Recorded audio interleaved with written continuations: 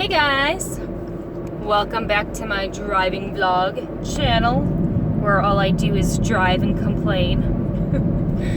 So, something that I think I should talk about is, first of all, I have to say, like, being able to upload my videos and just talk my feelings out is the most therapeutic thing I have ever done. And it feels like once I upload it to my channel, it's almost just like a weight has been lifted off my shoulders. It feels great. Something that I've noticed with like YouTubers in general, and I know people have talked about this in the past and everything else, but I'm just gonna bring it up. It seems like a lot of people who are big on YouTube, like, you know, like the Shannon Roses and, you know, the Kendall Rays and all that drama in the beauty community, like all these people who are on YouTube, it seems like a lot of people have been complaining and just kind of forgot what like YouTube was all about. So I've been watching I've been watching YouTubers and like channels for years now. I would say probably since 2011, 2012. See, what happened and how I got hooked on YouTube was I drive a lot, as you guys know. I drive a lot. And I didn't want to buy like satellite radio anymore, and it feels to me like the radio in my car, it's always the same stupid songs that are being played over and over and over again. And I just was going crazy listening to the same stupid songs, okay?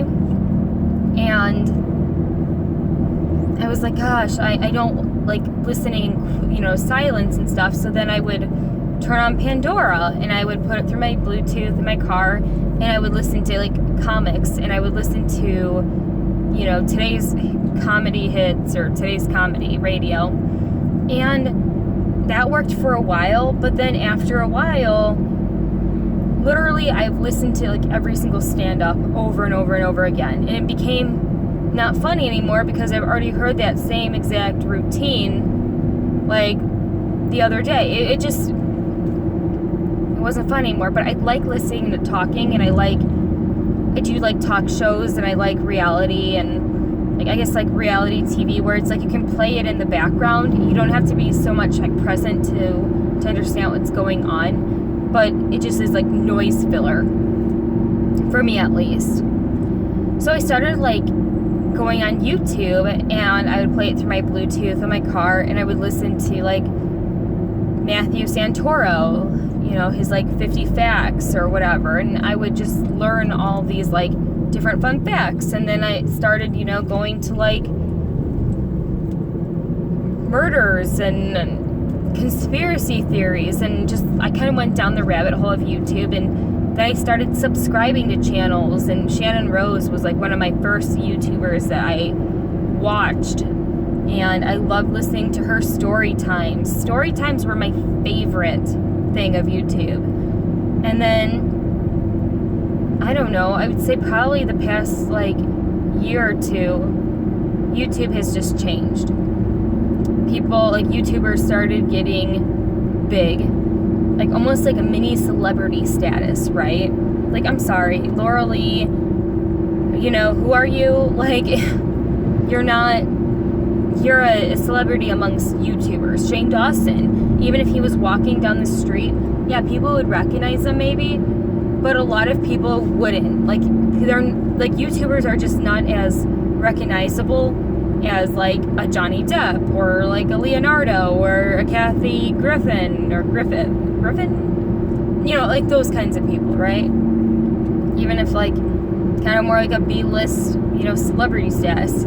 Like YouTubers are kind of like on their own platform, and yes, it's gonna get bigger and people are gonna grow, but at the same time, it's just like these people aren't that, you know, you're not that great. You're great for YouTube, but you're not,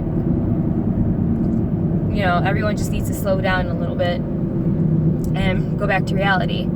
But then what happened is a lot of people were complaining about YouTube changing and how, oh my gosh, now follow me on Patreon and pay me money because YouTube isn't paying my bills anymore and all that bullshit. Now, here's what drives me kind of crazy.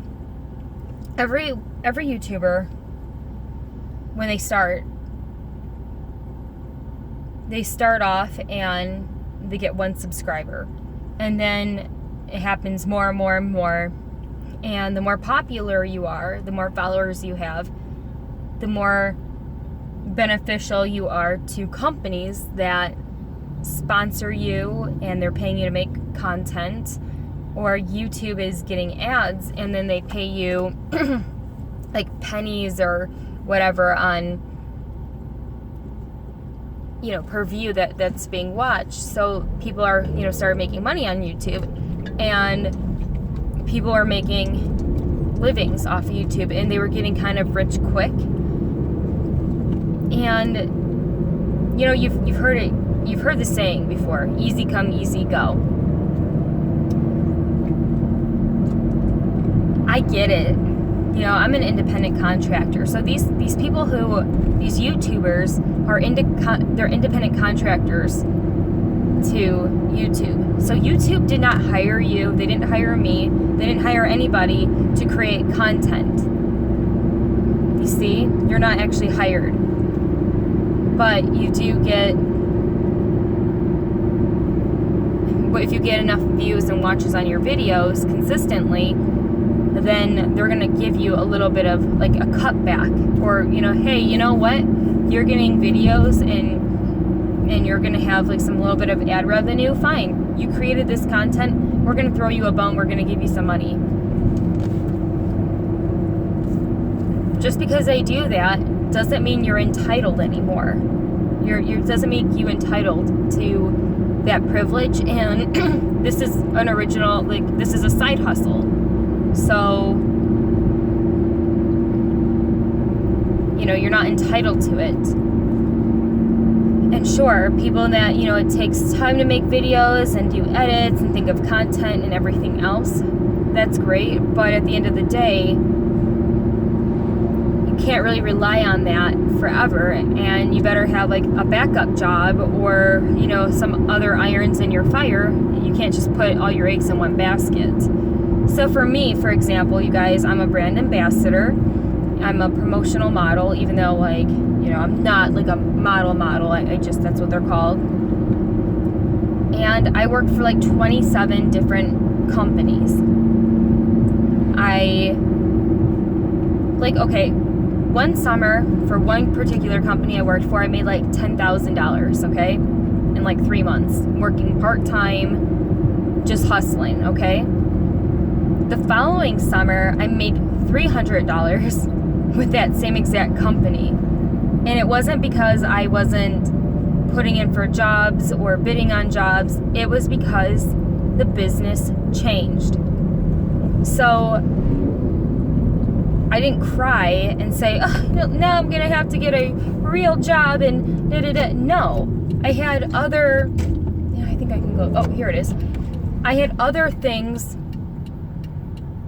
in the making, so that way, if and when the good side hustle I had would sizzle out, I could fall back on something else and be okay. But I just feel like a lot of these like kids who are on the YouTube, and it's such like an uncharted territory. This is relatively new, okay? A lot of these big YouTubers, yeah, sure, Shane Dawson, the Trisha Paytas is like 10 years, but like a lot of these like up-and-comer YouTubers, this is like new territory. 10 years to, you know, set the precedent of, you know, what's to be expected on YouTube if you have a successful growing channel. That's all new territory. There's so much new stuff going on. Just think about it, like, you know, people are more PC now than ever before, which is, you know, good and bad, but, you know, humor's changed, comedy has changed, so much has changed, and just because it worked 10 years ago, or, well, just because something worked like 10 years ago doesn't necessarily mean it's going to work now, and you should probably be prepared to know that, you know, sponsorships, YouTube, whatever, it doesn't necessarily mean that you can make money and you'll be okay for, you know, the next 30 years. It's not like that. So I'm here at my account. Some lady, stupid pedestrian, just hit her. But yeah, I'm here, and I just wanted to kind of like talk about like my opinion about the whole like, and I'm not saying people shouldn't get paid for what they love to do. Like if people make great videos and they want to release content and you're willing to pay them $1 or $100 a month, that's great. Like, be my guest. But I'm just saying, like, I don't feel sorry for YouTubers. It's like, you chose to do this, you're making money, and that's great, but you're not entitled to it. And YouTube doesn't have to pay you. Like, you're an independent contractor, so that means you legally have, like, no rights. Because you are the boss of you. If you didn't feel like making content for 3 months, YouTube isn't going to come to your door and say, hey, where's my money? Like, you know, you're a big profit for our company. Where's our money? You can say, go screw yourself. I don't work for you. I'm an independent contractor. So that's all. All right, guys, I'll talk to you later. Bye.